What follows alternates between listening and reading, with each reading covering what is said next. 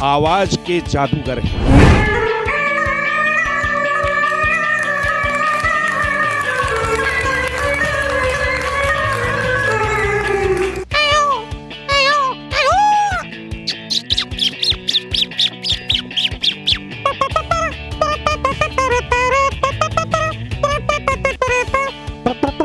अट्ठावन प्रकार की आवाजें ये निकाल लेते हैं।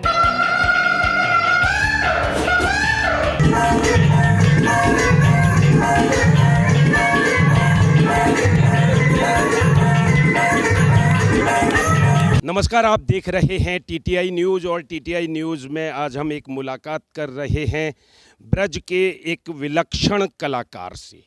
ये ब्रज के विलक्षण कलाकार हैं ओम प्रकाश जी डांगुर। ओम प्रकाश जी डांगुर आवाज़ के जादूगर हैं।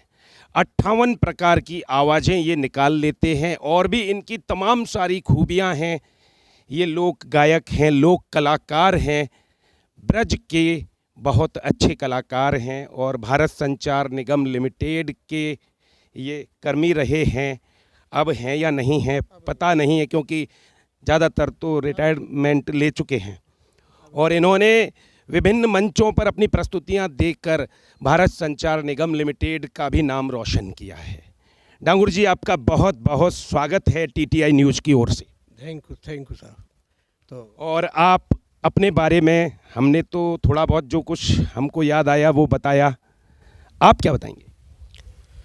हम तो आपको स्टेज पर बता सकते हैं या अपनी लेखनी से बता सकते हैं। अपना परिचय। मेरा नाम ओम प्रकाश डांगुर है। कहाँ पर जन्मे डांगुर जी? या यूपी में जन्मा हूँ। एक गांव है, छोटा सा गांव जाजे हुए, लेकिन अब तो मैं कहाँ पर है? ये पढ़ता फतेहपुर सीकरी पास में, लेकर रहता हूँ मथुरा में। अब तो बच्चे सब यहीं पर पैदा, यहीं पढ़े हैं, सब कुछ मेरा तो मथुरा ही है जो कुछ है सो। अच्छा, और अपनी खूबियों के बारे में क्या क्या बताएंगे, क्या क्या कर लेते हैं? कुछ भी करवा, मैं तो ऑलराउंड मत ब्रज का कलाकार हूँ। कुछ भी, जैसे चाहे लेखनी से लिखवाओ, लोकगीत रसिया, जैसे मेरा अब ये पारंपरिक रचना बन चुकी है, इसका नाम है बरसाने गांव में आइयो श्याम लाठियों का मजा चखा दूंगी तो रंग में खूब नवा दूंगी। खूब पारंपरिक बन गई है। बरसाने में जब होली होती है ना, तो सुनाए दो। थोड़े सुना दे। अरे बरसाने गांव में आइयो श्याम और लाठिन को, आहा लाठिन को, ओहो लाठिन को मजा चखा दूंगी तो ये रंग में खूब नभा दूंगी। और कह रही है गोपी, मैं बरसाने की छोरी हूँ और तू कारों में गोरी हूँ। तेरे जिने कारे कारे गालन पे में कारो ही रंग लगाए दूंगी, होरी को मजा चखाए दूंगी। बरसाने गांव में आइयो श्याम, लाठिन को मजा चखाए दूंगी तो रंग में खूब नभाए दूंगी। कन्हैया के संग मनसुखा जरूर चलता है जी। तो उससे क्या कह रही है, ये मन सखा मनसुखा संग आयो और झोरी में भरे गुलाल लायो। जे कितनों खेलन हार श्याम जाए, ब्रज की धूर चटाए दूंगी, लाठिन को मजा चखाए दूंगी। बरसाने गांव में आइयो श्याम, लाठिन को मजा चखाए दूंगी तो रंग में खूब नभाए दूंगी। और ऐसी तेरी कुवत करूंगी, लहंगा फरिया पहनाऊंगी तो नर ते नार बनाऊंगी। और जो सब सखियां जुड़े होरी गाँव में, ठुमका दे नचवाए दूंगी तो रंग में खूब नभाए दूंगी। चलो अयो शाम बरसाने तो ये होरी को मजा चखाए दूंगी। ऐसे नहीं, बरसाना हमारा एक लट्ठामार होरी से मशहूर है। बरसाना धाम हमारा एक ऐसा है, राजा रानी का धाम, जो लाठिन से ज़्यादा मशहूर है। लाठी पड़ती प्रेम की वहाँ पर, और कोई पैसा बने तो वहाँ वैसी लाठी पड़ जाते, टांग तोड़ दे, जैसे मनसुखा टांग तोड़ दे, बोले लगड़ा के चले ना। तो इसलिए बरसाने गांव में आइयो श्याम, गोपी कह रही है कि मेरे गांव में आइयो, बरसाने गांव में आइयो श्याम, या ऐसे कह दो कि आ जाइयो श्याम बरसाने गांव। ये ब्रज भाषा है ठूंठ, और ये वैसी भाषा गांवन की कि बरसाने गांव में आइयो श्याम और तो लाठिन को, आहा लाठिन को, ओहो लाठिन को मजा चखाए दूंगी तो रंग में खूब नभाए दूंगी। ये बरसाने भाई लठामार हो रही है। ये तो आपने अपना एक परिचय दिया कि आप ऐसे रचयिता हैं, इस प्रकार की रचनाएं आपने की हैं। जो हमारी ब्रज की संस्कृति डूब रही है ना, जैसे कुआं डूब गए, आज कुआं पूजने के लिए लोग जाते हैं, कहीं कुआं नहीं मिलता, क्या पूजें?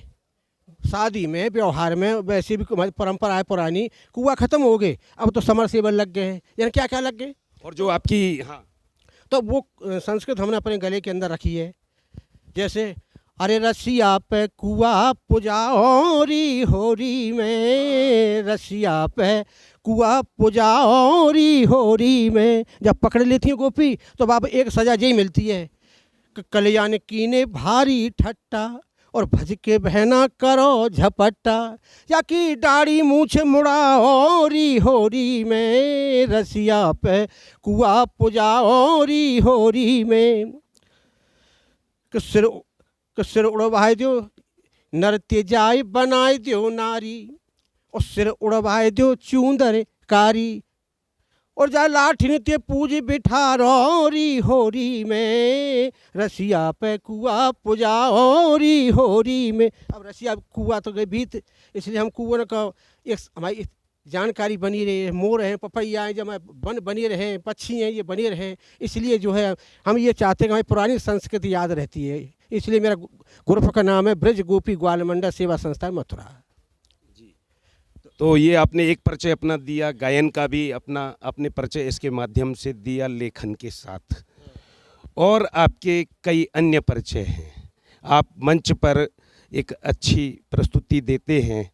हाँ, जैसे सिर पर आगे लगा के चाय भी बना रहे हैं, मन सुखा के रोल में। मैं अब तो 25-30 साल तो जन्म मुँह पर किया है मैंने, कम से कम 20-25 का 30 साल से मैं रमेश बाबा के पास वहाँ बरसाने गया हूँ। वहाँ पे तुम्हारे गहबर वन में मोर कुटी पे अच्छे अच्छे प्रोग्राम दिए मैंने, तो वहाँ लगातार उन्होंने मुझे आशीर्वाद दिया है जन्म। तो ये कहाँ से आपको मतलब इस क्षेत्र में आने की ललक जगी और इतनी सारी विधाओं में आपको ये महारत हासिल हुई? जैसे दत्तात्रेय के गुरु कौन थे, जिससे उसे शिक्षा मिल गई, वो उन्होंने गुरु मान लिया।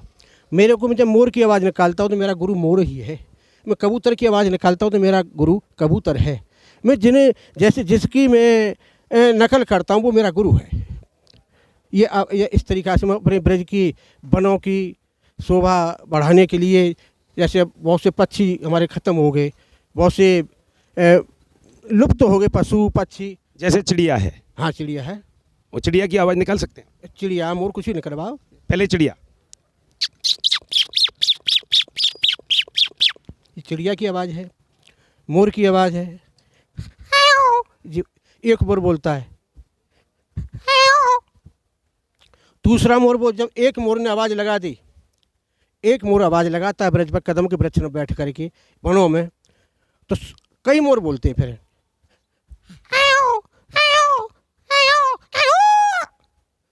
ब्रज के राष्ट्रीय पक्षी की मोर है। और राष्ट्रीय पक्षी, राष्ट्रीय पक्षी क्यों मशहूर हुआ?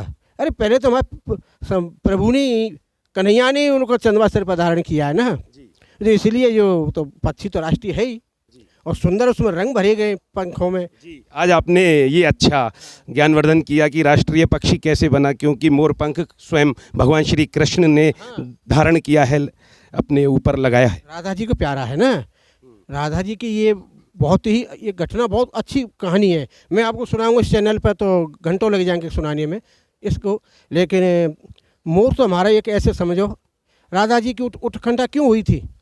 जब मेरे कन्हैया के सिर पर एक चंदवा लगा हुआ है तो इतना सुंदर लगता है, रंग भरे हुए हरे पीले, जो कितने प्रकार के चंदवा में रंग होते हैं, और बड़े सुंदर लगता है। मोर मुकुट मारे वाले भगवान बोलते हैं, बंसी वाले मोर मुकुट वाले।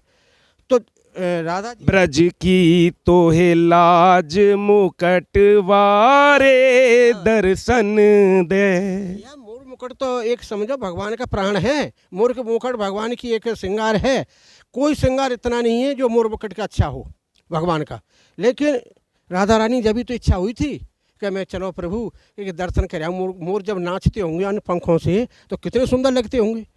तो वहाँ पर गहबर वन में आई, जब कोई मोर कुटी नहीं थी, मैं आपको बता रहा हूँ, जब राधा रानी आई ललिता विशाखा को लेकर के तो वहाँ कोई नज़र नहीं आया मोर। क्यों? कि भगवान ने ऐसी रचना, होनहार है कि रह अनहोनी नहीं होए, और विधि ब्रह्मा के अंक को मैट सके ना कोई। क्यों? भगवान ने सब मोर गायब कर दिए, वहाँ मोर है ही नहीं थे। लेकिन राधा रानी की तो हट थी। राधा रानी ने कहा कि भाई मैं तो दर्शन करके ही जाऊंगी मोर के, और नहीं तो मैं बरसाने में अपनी माँ के पास जाऊंगी नहीं। तो वो आजकल हमारे ब्रज में ज़्यादातर मयूर नृत्य दिखाते हैं। ये पौराणिक कथाएं भी आप बताते चल रहे हैं अपनी वार्ता में, कुछ और आप हमें सुनाते चलिए, क्योंकि बहुत सारे लाखों दर्शक आपको देख रहे हैं, तो कुछ और अपने फन को आप प्रदर्शित कीजिए, जैसे कुछ अन्य आवाज़ें। आवाज़ वाद्य यंत्र की चाहिए या पशु पक्षियों की चाहिए? जो भी आप चाहें वो सुनाते जाएं।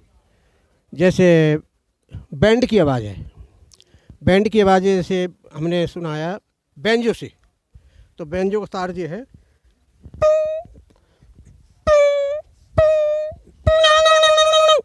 ये बैंजो है। अब एक ब्रास बैंड होता है जो बड़ा वाला ऊपर लगे रहता है, उसकी आवाज़ ये है, ये उसकी आवाज़ है। एक ट्रम्पट होती है छोटी सी, थोड़ी ज़्यादा सी बजाइए। ट्रम्पट की आवाज़ है ऐसे। अब ये तीनों मिला करके कैसे बजेंगे? ऐसे बैंड वाले करते हैं ना, इशारा देते हैं 1 2 3 4।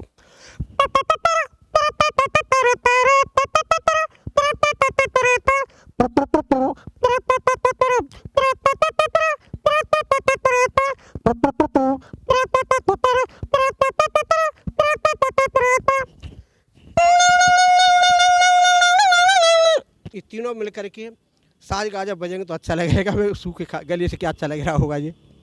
और आप कुछ कहना चाहेंगे अपनी इस विधा के बारे में? जो लोग और सीखना चाहेंगे उन्हें आप सिखाना चाहेंगे, कुछ बताना चाहेंगे? बहुत कुछ सिखाया मैंने, खूब सिखाया, खूब चल रहा है। जैसे चरकुड़ा नृत्य मैंने खूब लड़कियों को सिखाया, चरकुड़ा नृत्य, वंदना, वैसे बहुत सी पार्टियाँ हैं। ऐसा कोई ब्रज में नहीं है जो मेरे को न जानता हो, जिसने मुझे यूज न किया हो, और सरकार भी जानती है। ऐसा कौन सा मंत्री है जो मुझे नहीं जानता हो, लेकिन कोई राज्य पुरस्कार तक अभी कोई दिलवा नहीं पाया मुझे, और इससे ज़्यादा क्या कहूँ। एक दर्द आया है आपकी जुबां पर। ओम प्रकाश डांगुर जो ब्रज के इतने विलक्षण कलाकार हैं, और वास्तव में आप देखिए, यदि आपने जो एक पीड़ा व्यक्त की है कि आपको आज तक कोई पुरस्कार नहीं मिल पाया है, तो आपको पुरस्कार की क्या ज़रूरत है जब आपको सारे मंत्री जानते हैं? समझ रहे हैं नहीं आप? और आपको किसी की क्या ज़रूरत है? आपको खुद आश्चर्य होगा कि हमको कोई पुरस्कार नहीं मिला। क्या आपको लगता नहीं कि हमको भी कोई पुरस्कार मिलना चाहिए था? और तो और हम आपको बताएं कि हम आज तक मान्यता प्राप्त पत्रकार नहीं है। जन जन जानता है कि हम पत्रकार हैं, मानता है कि हम पत्रकार हैं, तो फिर हमें मान्यता की क्या ज़रूरत है, ये बताइए आप। देखो जी, वैसे तो कलाकार तो हम तो ब्रजवासी हैं, इस सब कलाकार ब्रज में जन्मता है माटी में, और माटी मिल जाता है। कलाकार को पुरस्कार नहीं मिलते। जैसे छज्जन था, कौन नहीं जानता छज्जन को, उसे पुरस्कार मिला नहीं मिला। और वैसे पता नहीं किसको मिल जाते, भगवान को मैं क्या नाम बताऊं, और उनको कितने को मिल जाते, लेकिन कलाकार है। आज मैं 58 आवाज़ों से, लेखनी से, अभिनय से, मैं देश का कोने कोने पर मैंने अभिनय किया है। तो आपको कौन सा पुरस्कार चाहिए ये बताइए, कम से कम आपको कौन सा पुरस्कार मिले जिसके आप हकदार हैं? अब ये तो मेरी कला बताती है, वो खुद ही जाने कि मैं किस पुरस्कार लायक हूँ। अरे मैं किसी लायक तो हूँ, वो भी नहीं मिलता हम लोगों को। आप ब्रज रत्न हैं। आज हम आपको ये खिताब दे रहे हैं टीटीआई न्यूज़ के माध्यम से कि आप ब्रज रत्न हैं, और सभी लोग यहाँ पर जो देख रहे हैं वो भी ये सहमति शायद देंगे कि आपने जो सुना है। आप बताइए, यहाँ पर आइए, थोड़ा सा बताइए, इधर आइए, इनके बारे में कि ये ब्रज रत्न के लायक हैं या कि नहीं हैं, आप बताइए। मैं बहुत ही प्रभावित हुआ इनकी जो तरह तरह की आवाज़ें, पक्षियों की, मोर के बारे में, जो इन्हें ब्रज की जो है धरोहर के बारे में जो जानकारी दी कि हमारी जो मोर मुकुट यानी मोर को राष्ट्रीय पक्षी, इससे बहुत ही प्रभावित हुआ हूँ मैं। और इनको मैं तो वाकई में मैं बार बार नमन करूँगा कि आज इन्हें जैसी ऐसी आवाज़ें निकाली, तो इनको कुछ तो मिलना चाहिए। इनका जो दर्द आया है निकल के, इस दर्द का कुछ तो दवा इनको मिलनी चाहिए, मेरा तो ये कहना है। जो इनका दर्द निकल कर आया है उसकी इन्हें कुछ तो दवा मिलनी चाहिए। ये हम नहीं कह रहे हैं, ये आम जनमानस कह रहे हैं, और दर्शक गण कह रहे हैं जिन्होंने पहल इनको सुना देखा है। और अब हम क्या कहें, आपके साथ बहुत सारी शुभकामनाएं हैं। आप इसी तरह से स्वस्थ रहें। और ब्रज के ये पशु पक्षी जो लुप्त हो गए मैंने अपने कंठ में धर रखे हैं। आप कह दो वो पक्षी लुप्त है, मैं उसकी आवाज़ निकाल दूंगा। जो लुप्त हो चुके हैं, जैसे अब देखो हमारी गैया नहीं क्या कुवत हो रही है? कोई गाय नहीं पाल रहा, 10-20 रुपये बोतल पानी पी लेंगे लेकिन 10 रुपये का दूध नहीं पीएंगे गाय का, जबकि हमारी गाय ने कैंसर शरीर के दूध पीने से सही हो गए। लेकिन ऐसे ही पक्षी बहुत से ख़त्म हो गए, जो जैसे उनके लिए कोई चिड़िया घोंसला रखने की जगह ही नहीं है, वृक्ष कटते जा रहे हैं, वन कटते जा रहे हैं, तो ऐसे पक्षी बहुत से खत्म हो गए। जैसे हुक्कू की आवाज़ सुनते हैं, कोई नहीं सुनता। हुक्कू की आवाज़ क्या है? ये हुक्कू की आवाज़ है। और हुक्कनी की आवाज़ है, ये हुक्कनी की आवाज़ है। जैसे टटा टिबली है, वे लुप्त हो गई हैं, तुमको नज़र नहीं आती हैं। जैसे वो ये टटा टिबली की आवाज़ है। बहुत से पक्षी ऐसे हैं जो हमारे ब्रज से जो वन कट गए, जब से भी लुप्त हो गए, ख़त्म ही से हो गए। कुछ पक्षी भी हो गए, कुछ पशु भी हो गए। तो ऐसी आवाज़ मेरे गले के अंदर है, मैं उनकी आवाज़ निकालता हूँ। जो कोई कहे कि भाई उसकी आवाज़ निकालो, मैं उसकी आवाज़ निकाल के दिखा दूँगा आपको।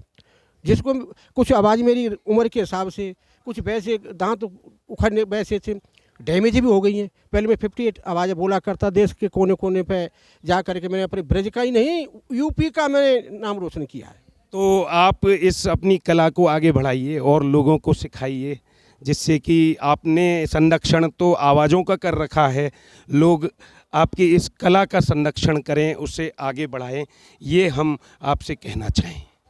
धन्यवाद साहब, बहुत बहुत धन्यवाद आपका भी। तो हमारे साथ रहे ब्रज के विलक्षण कलाकार ओम प्रकाश जी डांगुर, जिनको एक पीड़ा है कि इनको आज तक कोई पुरस्कार नहीं मिला है। यदि मेरा अपनी पीड़ा नहीं है मुझे इतनी, अब 6 जन्म मर चुका, ख़त्म हो गया। कौन नहीं जानता सज्जन को? देश में नहीं ब्रज में नहीं जानता, या कौन नहीं जानता सज्जन को? आज वो मर गया, उस मट्टी में जन्मा, वो मट्टी भी मिल गया, लेकिन उसे कोई पुरस्कार नहीं मिला। ऐसे ही हम जन्मे और ऐसी हम मट्टी मिल जाएंगे, लेकिन हमें कोई। अच्छा, एक बात बता दीजिए, पुरस्कारों की बात आप ज़्यादा कर रहे हैं, तो एक बात बताइए कि जो हमारे महात्मा गांधी हुए हैं, जिनको राष्ट्रपिता कहते हैं, उनको कौन सा पुरस्कार मिला? उन्होंने कौन सा पद सुशोभित किया? किसी पद पर रहे वो? नहीं, ऐसा है, वो तो एक पिता थे देश के, उनको पुरस्कार वो तो देने वाले थे, पुरस्कार लेने वाले नहीं थे।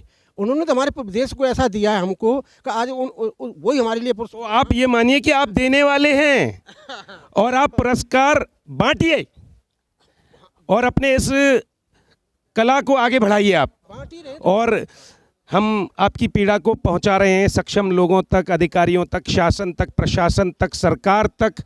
और हम उम्मीद करते हैं, ये आशा करते हैं कि आपका ये इंटरव्यू देखने के बाद आपकी नहीं, जो विभिन्न अन्य पहुँचे हुए कलाकारों की पीड़ा होगी वो सरकार तक पहुँचेगी, सक्षम लोगों तक पहुँचेगी, और वे ऐसे कलाकारों को सम्मान देंगे, पुरस्कार देंगे, जिससे कि इनका उत्साहवर्धन हो। TTI न्यूज़ के लिए अपने साथी संजू पटेल के साथ योगेश खत्री, आवाज़ के जादूगर हैं।